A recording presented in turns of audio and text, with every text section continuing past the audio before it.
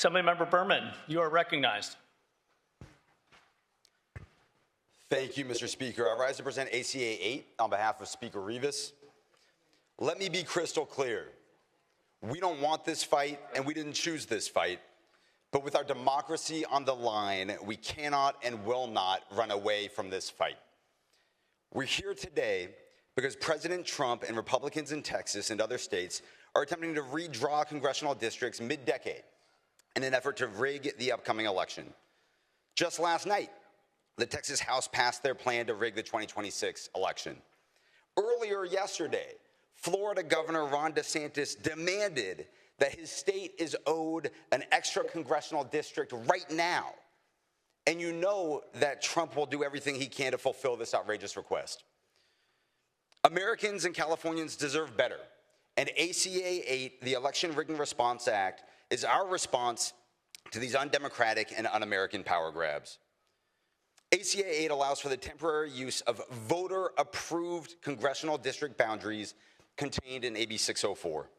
Unlike Texas, where Republican politicians rammed through maps after assigning law enforcement to trail their Democrat colleagues, every movement...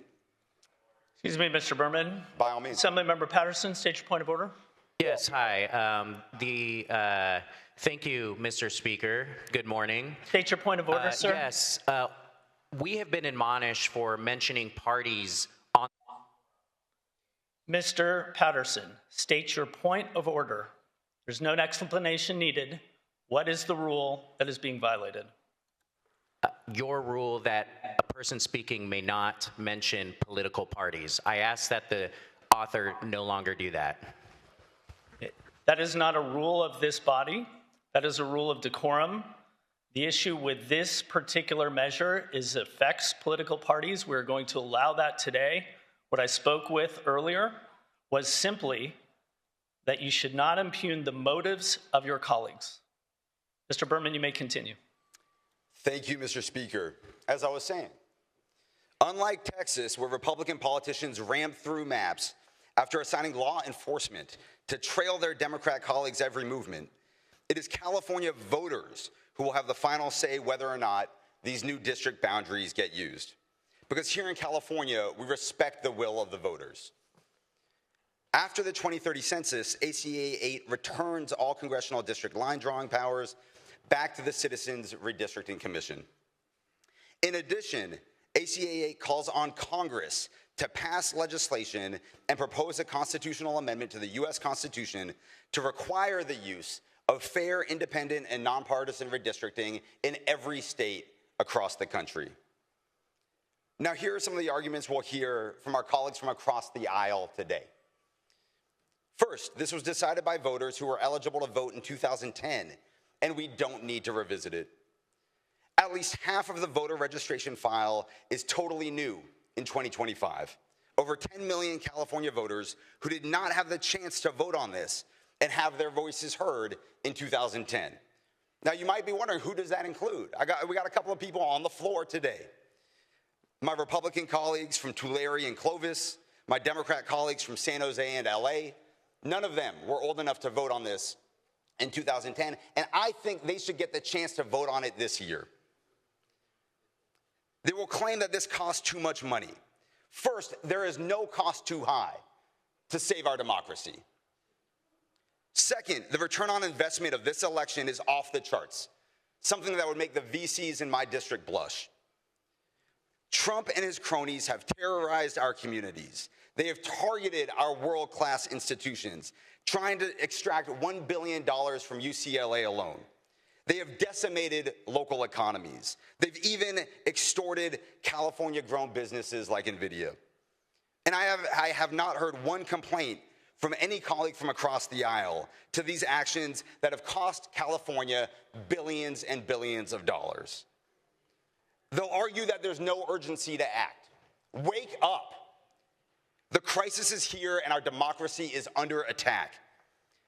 President Trump is taking advice on our democracy from Vladimir Putin, someone who literally kills his political opponents. And he's not even trying to be quiet about this. He's bragging about this on national television, as if it's something to be proud of. This is the same guy who called elections officials in Georgia and demanded they find him 12,000 votes so he could win the state and stay in the White House. This is someone who earnestly talks about the possibility of serving a third term as president of the United States. And now, realizing that his policies are terribly unpopular and that voters will have a chance to express their opposition next year, he's now trying to rig the election to inoculate himself from the will of the voters and hold on to power.